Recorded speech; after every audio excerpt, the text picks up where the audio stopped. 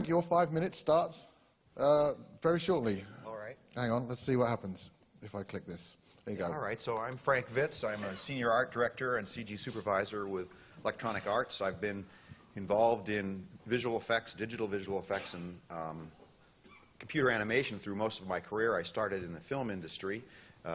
My goal has always been to make the invisible visible and bring to life the imaginary worlds. About 5 or 6 years ago, it seemed like visual effects in films were getting to the point where we could make almost anything we wanted look real in a movie because we could spend hours and hours on the frames. And I started becoming interested in the prospect of video games and gaming in general. I have done interactive work before that, but I saw the potential for using some of that technology that we had evolved in the film industry into the making of video games because it's much more interactive. So my goal when I moved into when I went to Electronic Arts was to try to leverage some of the technology that we had developed in the film industry in video games. So I've got a collection of some videos here from projects I've worked on at EA over the past 5 years. This was a prototype on the PlayStation 3 when it first came out. We got the very first PlayStation 3 in North America. And so this was proving to ourselves that we could do cinematic type visuals on the hardware of the next generation platform. But it quickly became clear to me that the challenge in video games, at least, is not making the fidelity of the presentation, the look of the characters real, but rather the way they behave. That's the challenge. So over the past few years, I've been involved in a number of projects, some of which sank, some of which were put on hold, some of which found their way into EA products. But they all, we've seen that one. We already saw that. Keep talking. Nobody's noticed. Does this count for part of my 5 minutes? No, you get. This is like free. This is free time. Tell us about boxing. So it's a weird thing because I actually am not much of a fan of boxing, but it's been a recurring theme in my life because of some convergence of the Fight Night franchise and the technology. What I have is a collection of some videos from projects having to do with trying to make characters more emotionally believable. That's the biggest challenge. So, at least in my current world, other than hardware difficulties. Here we go. I knew that was the one. So okay, so here we go. yeah, so we had a system. We came up with the idea of something called procedural awareness, which we don't have the processing power to make a character truly intelligent. So if you give them the illusion of being intelligent, you can carry that a long way. So on the left there is what we used to do. On the right is what we can do now, and there's no actual intelligence to the algorithm. It's just reacting to the proximity of the target. Do they box, or is there any kind of boxing? Actually, that system is in Fight Night 5. You hardly notice it, though, but the boxer, even when you're controlling your boxer, he will be paying attention and looking at the other boxer, and you don't have to worry about that. So this is the procedural awareness technology behind that system. You can see a procedurally aware, he's not a boxer, he's a basketball player. All right. And so he has various procedural awareness attitudes associated with him. As they switch between them, he shows various traits, like he smiles at you, or he's happy, he's sad, but there's actually no intelligence at all.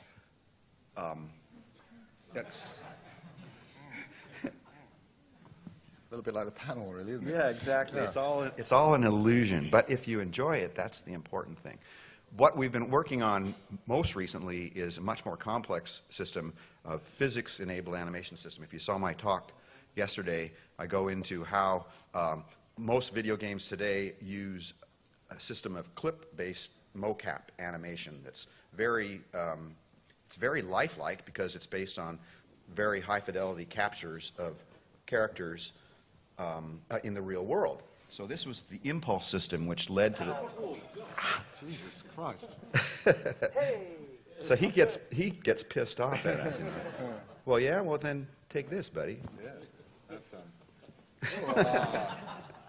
So the point here is that these are motion capture clips that are being interpreted by a physics system. So what that means is each time you run the animation, it'll be slightly different. If you do it at a different time than, or depending upon what your opponent is doing, the same animation will play out differently. And This is not yet a Shakespearean soliloquy, you know, or an emotional love scene, but the prospect of characters that can interact in dynamic and sort of emergent ways holds out a lot of promise for very engaging and fun behavior. That's about as far as we got on the intelligence side right there. So that system actually got scrapped, but the underlying physics technology made it into Fight Night, where we now have boxers whose the fights are never the same, and it's a lot of fun. Ah, excellent. And how did you get into that? Are you interested in that because of the opportunity to play in public, or what's your background before? Just curious before we move on to the next people. Hey, that's a good question. I'm not an expert in play. As I was talking with these guys earlier, you know, the psychology of play interests me. I consider myself a playful person, and I've always liked the idea of bringing things to life, letting people experience new things, and the idea that in a video game, you, as the user, are in control of where that goes. I'm more of a provider of the context and the means to bring visions to life. But I suppose in that sense you're creating more of an engine than you're creating an end product. That'll be for me. If that's for me, that's embarrassing. Okay, cool. Yeah, so that was all right. Your phone? It probably is. We're very close. Okay, so let's move on to the next guy and get these ones out of the way. I'd like to introduce T.H. Culhane. Culhane, here you are. Run, VT. Hello and welcome to our world. You're looking down the Al Azhar Park Hill to the Darmstadt Land Complex, and this is how you would get to us at Solar Cities. If you came in from Al Azhar Park, you would come down the hill, get on your horse if you had one. What you're looking at here is my wife and I, Zabila, who's in the back of the room, but she's also up there with our baby Kilian. We have an NGO called Solar Cities that teaches through collective intelligence and sort of cloud computing of the human software how to build biogas systems and solar hot water systems and other renewable energy systems in old Islamic Cairo, which you see in our little machinima over there. And we try then to spread the technologies through the community by using Oblivion game engine there's our apartment right there.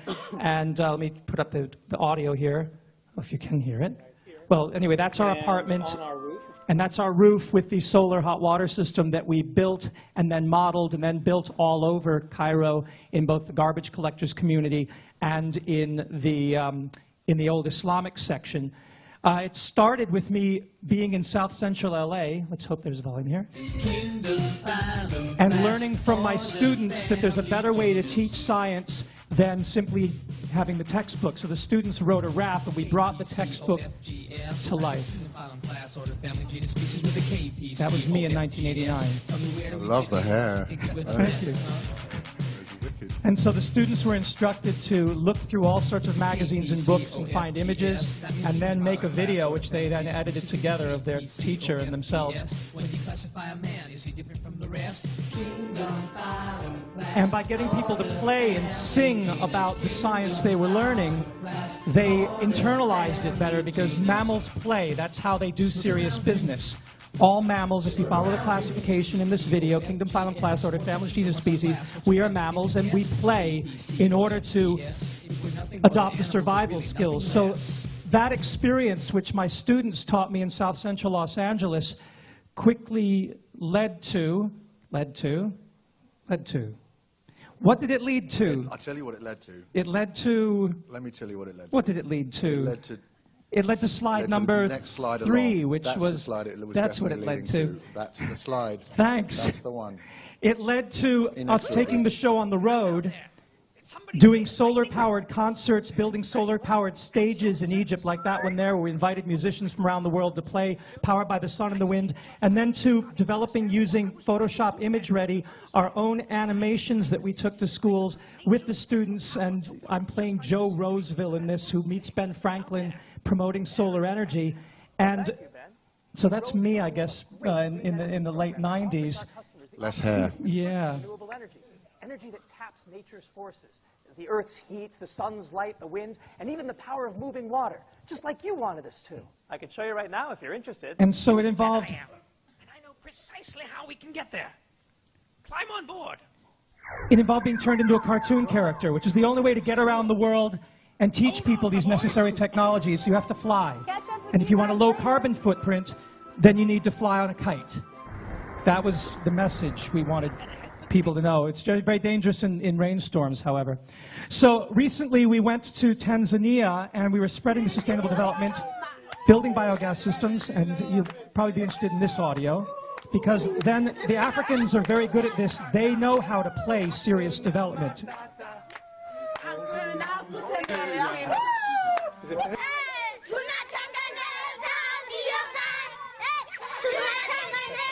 Once they've built a technology, they instinctively, as part of their culture, start singing about it and inventing their own little microphones. And then it spreads from village to village through song and culture, animation, dance. A little later I'll demonstrate in the question session one of the technologies we use in the field for spreading it. But you can clap. Raise the volume. Repeat after me. Monsieur Gope. Mama Monsieur Gope. Kina Baba Monsieur Gope. So Excellent. that's it really you'll memorize it if you keep repeating that Swahili. Yeah. There's one more. Thank you. And then we have to take this to more sophisticated audiences like you, and so we do music videos like this. And biofuel, use things that last. Forget the past. We must move fast. Jump in and make some Make me happy, because I need it. Make biogas, folks. You can try this one at home. Just a couple of plastic containers, one filled with some gravel and water, manure, or lake mud for the microbial starter culture, the other to collect the gas.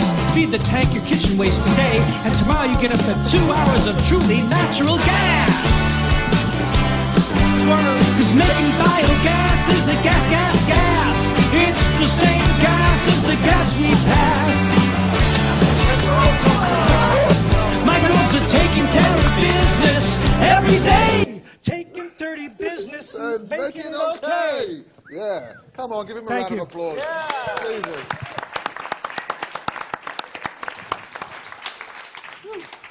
Oh, damn. Now, strictly speaking, you had 4 pictures on one slide there, and that is actually breaking the rules, but I'm going to let you off for that one. All right? That's fine. That was fantastic. Next up, shall we have a little chat? Let's run this one, Mr. Hendrickson.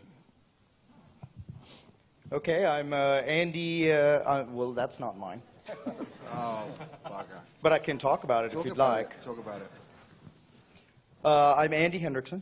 I'm the CTO of Walt Disney Animation Studios. What's the T stand for? Chief Technology Officer. It's not a very fun term, unfortunately. But our job is to actually make animated features that people enjoy. We make long-form animated features. We make short-form animated features, TV specials, things of that nature. One of the things I've noticed in the kind of the point of what I want to get across is that I'm watching computers bring play into work more and more every year. I've been doing this for 20 years, and things were pretty... Did you find? Could be. Is it a picture of a guy sitting on a bench with a box of... No, that's not you. No, that's not you. Hang on. Keep going. It was good. So a lot of new technology has come into our hands. How many of you... Oh, did you... Oh, that's Watchmen. You didn't do the Watchmen, did you? I didn't do the Watchmen, okay. No. That's really not me. This one? I enjoyed the film. Keep talking. Okay. Go on, mate. Sorry. So we're watching... modern animation studios are made up of artists and technology folks. And technology folks, actually, these days, you can't really adequately recruit for them unless you can put a huge amount of fun into the work. Does that look like... No, shoes. Oh, no, that's Dell. 5 minutes is up.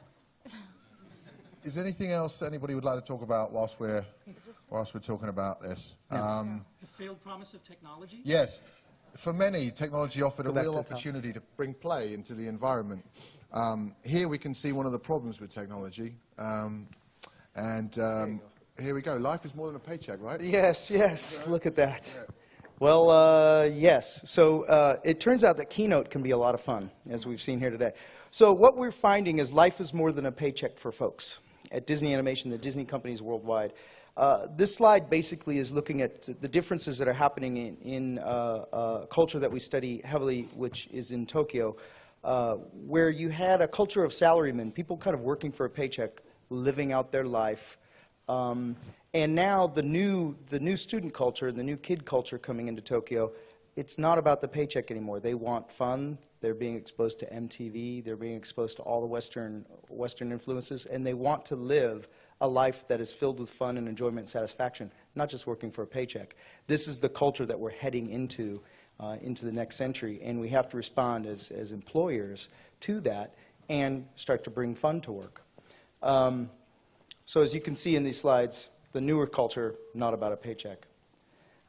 So one question that we ponder is whether today's kind of outlook on work creates today's office environment or vice versa. And what that means is the desire for fun driving things like using the internet at work? There are folks at work, everybody does it. Everybody's listening to music at work. They have iTunes running at work. Folks are using Facebook at work. They're tweeting at work. All of these things are happening. Didn't used to do it 20 years ago. Was it because the technology didn't exist, or the culture of wanting to do it not exist? And we're not really sure. It's interesting because way back in 94, 95, the internet was a thing that started to come around to workplaces. And it was really scary for a studio because, after all, if you unleash the internet and every artist gets it, they're just going to waste time and never do their work, right? So we had one internet terminal in Industrial Light and Magic, and you had to go to it to use the internet, okay? That's just crazy talk. So as we've seen, no, the internet did not destroy the workplace. In fact, it enriched it. And in fact, it allows people to work more and more efficiently because they can do an awful lot of their life while at work. They don't have to separate them as much. Here in this slide, you can see 10 years ago what was considered a wearable computer. And today, you see the iPhone and other smartphones. You have wearable computers that everybody has. How many here has a CPU on them right now, a central processing unit? Yeah, almost everybody has a iPhone or a smartphone on them. And that's the instance of wearable computing today. Now, how many people have a computer actually embedded into their skull today? It turns out, well, a few of you do.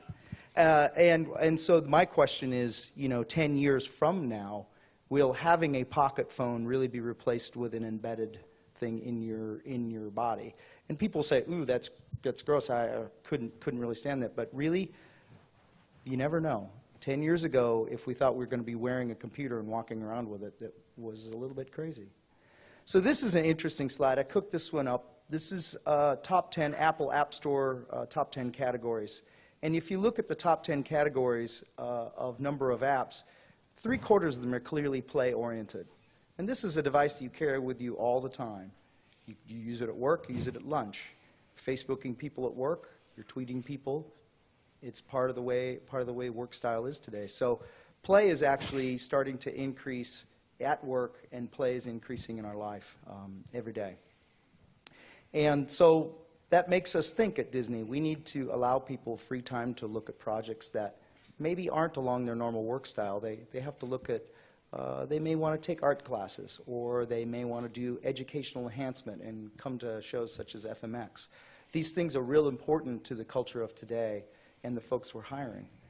The last example is that play is everywhere. It's interesting that a way to catch up with your friends and post pictures and chat back and forth would become a vehicle for games like Farmville from Zynga. There's a lot of different games coming up now. Playing games, especially because of iPhone and ubiquitous kind of internet, playing games is something that people now are doing all day long.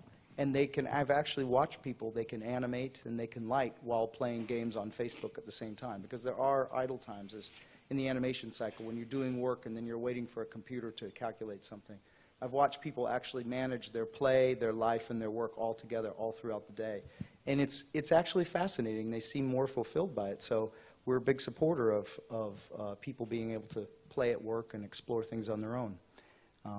So those are some questions that I'll bring up and see if anybody has any Excellent, thank you. I just do you think, based on what you're saying about the ubiquity of computing and the fact that we've got so much access to this technology, that audiences in general are becoming more sophisticated, and therefore you're needing to work harder to Oh, excite absolutely.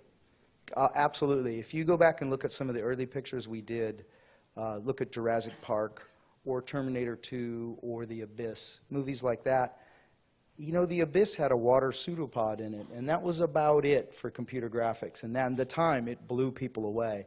Now you look at it, and it just seems pretty pedestrian.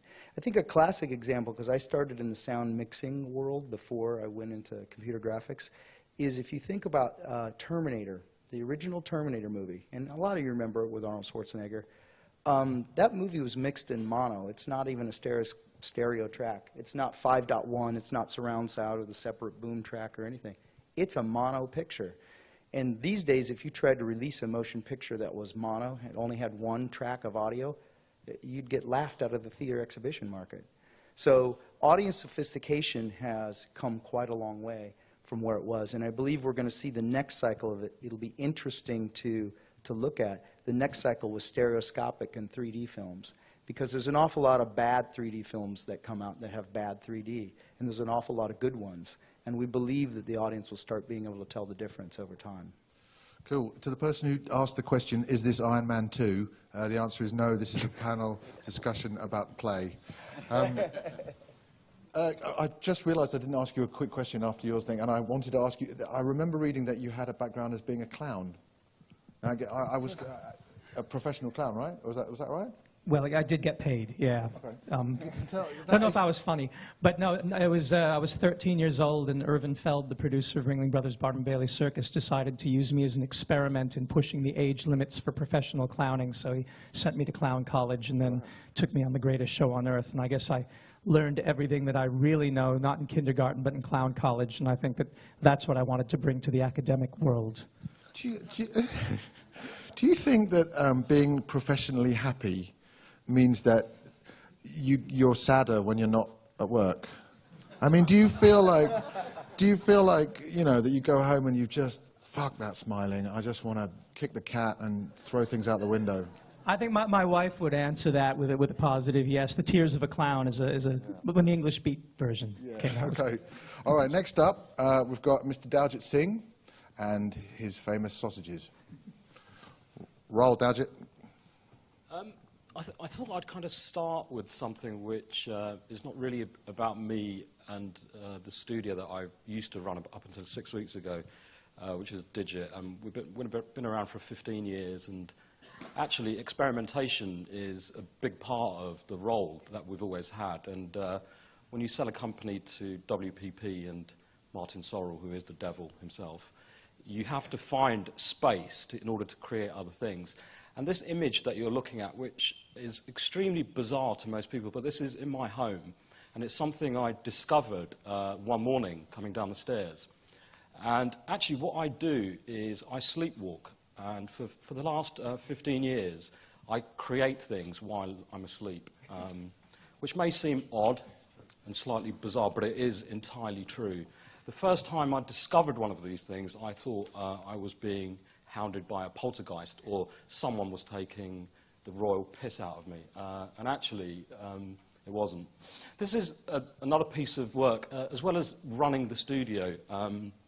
Some of the work that we've done over the years involves taking the idea of technology and actually making it do something different. This is an installation I created outside the Design Museum in London, and I hung 150 mobile phones in a glass tank, and we printed a phone number on the outside of it. And when you dial the number, each phone rung one after another. So it gave the illusion of a shoal of fish swimming. So, you know, it's taking the idea of technology and absolutely destroying what it's actually about and making something beautiful out of it. And that fascination is something that's always kind of driven the way that Digit has always worked, the idea of experimentation and the idea of taking something and analysing it and doing something different with it.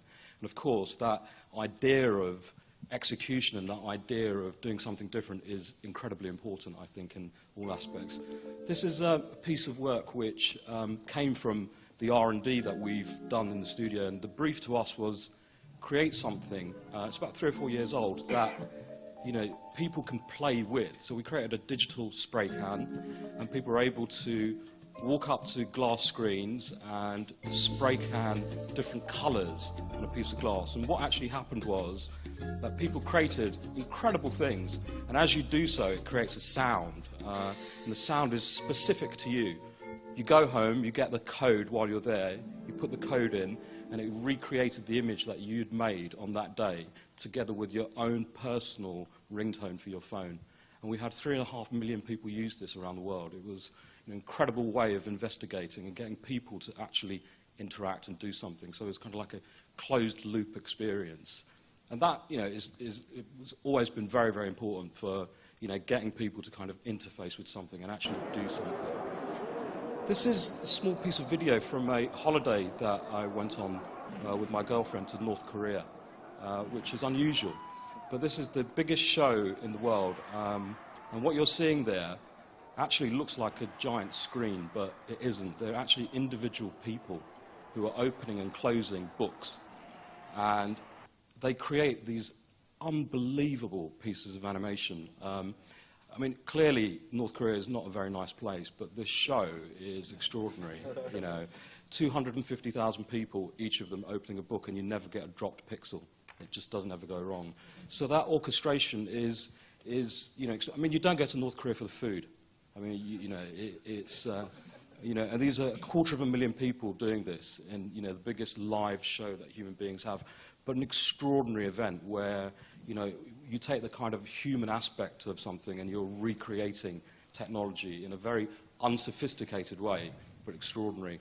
Now, the last thing we're coming on to, which, I couldn't come to Germany and not show a sausage, and one of the things that I've done, my grandfather was a butcher, and when he was a butcher, he used to make elongated pieces of meat with spicy food inside them. He didn't realize he was making sausages. So I did a job swap with a head chef of a restaurant. The idea of swapping what you're doing, I think, is incredibly important. And he said, what do you want to do? And I've made these sausages. People like them. And I've just done a deal with a big major supermarket in the UK who are going to be selling Mr. Singh's Bhangaras. Now, Bhangaras, it might be slightly lost on the audience, but is Indian dancing, and the banga is obviously an English word for sausage. So quite extraordinary how you kind of go from digital into food, and the idea of taking ideas and applying them into other mediums, I think, is incredibly important, because I think inspiration comes from there, and we often don't really do enough of that, I think. Fantastic. I'm sitting here thinking, do you think there's such a thing, do you think that certain character types are more creative than others? I mean, there's this sort of notion, my mum would say she wasn't very creative, but she's incredibly well organised. My dad finds it difficult to tie his own shoelaces, but he's very kind of creative. Do you subscribe to that? Do you think that certain people, or do you think that you can train yourself to play, to create? I think you need an element of insanity, and I think the idea of being a clown earlier on. I think you need a kind of different way of looking at things in order to... I think most people look forward, and I think it's really important to look sideways, because I think, looking sideways, you actually get a lot of interest from it. And, yeah, but do you think that that's a brain type, or do you think that you can learn to be I don't sideways? think you can. I think you have to have a certain quality. Learning it, I think, is quite hard. But maybe you can. I'm not really sure. Good answer. Right, yeah. Let's have... And I'm going to just wrap up this little bit with some of my stuff. I'm part of a group of artists called Grey World, and I'm just going to zip through these. We're all about making art in urban spaces, and our work is usually permanently installed. This is one of our first pieces that we created, and we used to do this without permissions. This is a set of railings that you might find in any town square. But what we've done with these is, as a child, you pick up a stick and get that lovely sound as you run a stick.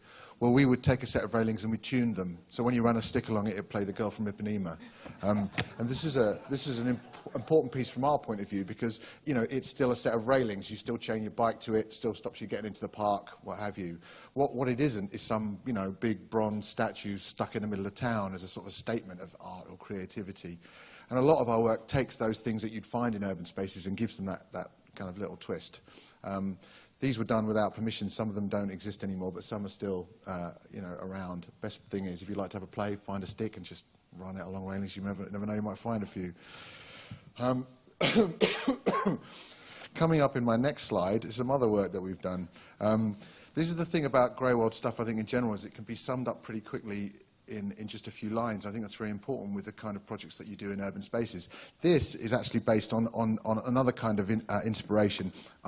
I really always wanted to be a magician, and these are magician's flowers. You know, they would normally go up your sleeve like this, and you kind of pull them out. I thought this would be really interesting if we were to have a wall, and these would be hidden inside a wall, so that as you move past it, these flowers could kind of pop in and out. Then we thought if you multiplied that by 30,000, you could walk past it and suddenly the wall would erupt in this huge, great big firework of colour and hills and trees would burst. This is a physical installation based on that idea, only this is inside an atrium. When you go up inside the glass lift in the atrium, all the flowers blossom to follow your glass lift as you rise up. And when the sun comes out, the flowers open and tilt back to accompany your journey as you rise up inside the atrium. The idea here was to try to give the building a kind of a heart. It's a Foster's building. It's lovely and shiny, but it's a bit cold. And the idea here was to kind of give it a kind of an organic heart, if you like. A lot of the inspiration for our things, as I said, really comes from stuff you'd already find in cities. And in this one here, we took bollards, which are those metal posts that stop you from parking your car. And instead of being content with those, we replaced them with bollards, which actually, when they're not functioning, are just all very ordinary looking bollards. But when you approach them, each one will begin to rotate. A series of lights emerges, and in fact they're music boxes. So you can wander around the town, setting off the rotation of these, each one generating a little melody. So you can stand in the middle of the square and actually see the trail that somebody would have made as they had just walked through the square, just by watching the little motions. Actually, Jason's got a project in a building just opposite. Funny story, actually. That space is called the Curve, which is in front of, and the town square, they wanted to call it the Curve Square, which was quite a good name. But they didn't tell the council who wanted to call it the Joe Orton Square. So at 10 o'clock in the morning, they had an opening ceremony for the Joe Orton Square, and at 2 o'clock, they had the Curve Square opening. And so it's actually got two plaques, one on one side and one on the other. This is another project. We get asked to do a lot of things where they're expecting some art. You know, we decided, what would Greywood do if we did a bronze statue? This is a bronze statue, but actually that copies you when you walk past it. He looks, to all intents and purposes, to be completely solid bronze, but you can see he's actually able to mimic and imitate you. When he's solid and immobile, he's actually very heavy and dense looking, and he looks like he's solid bronze. But there are a couple of cameras that you'll see in this video. He's doing a Rocky pose here at the moment, which analyse the people as they move past them and send the information to the robot, who then tries to, you know, get into a different shape and pattern. This video is actually in Spanish. I have no idea what they're saying, but I think they're happy. It has a Latin inscription. It says, "Quid Latin dictum sit videtur est," which translated means anything written in Latin sounds clever. Because public artworks always have Latin inscriptions. Yeah. This is no different. In fact, there are 5 different inscriptions, and we switched them out. This is the last slide. This is something that we've always wanted. Everybody wants a tail. I believe everybody wants a tail. If there's anybody in this room who doesn't want a tail, I don't believe you. We actually got invited to an award ceremony, and the invitation said top hat and tails, so we decided to make our own. This is a fully animatronic tail. You can pick up glasses, you can pinch girls on the bum with it. It's basically everything that you really want to do, but you really wouldn't have the courage to do. So this allows you to be very serious in a way that being a clown, I suppose, does. You've got your serious face on, but you've got your tail knocking the glasses off the table. And that's a very important, I think, mental position to get yourself into. This is me just having a little wander off into Tesco's, which is a supermarket, just taking his sausages. And if you'll notice, nobody here is actually, they're all pretending that it's quite normal that I'm wearing a tail. This is largely because this is East London, and East London is cool. What's incredible about the tale is that how quickly you immediately read it in an emotional way. You know, if I'm talking to you and the tale's kind of doing this, you know that I'm not really that interested. If it's doing that funny thing that cats do when they're going to the toilet, you know, that little funny little trembly thing, well, you know, I probably need to nip out directly after the question. It becomes a real extension of the body very quickly, and that's something that we're interested in, you know, ways in which you can use these methods to accentuate play, but also to augment, you know, general human characteristics.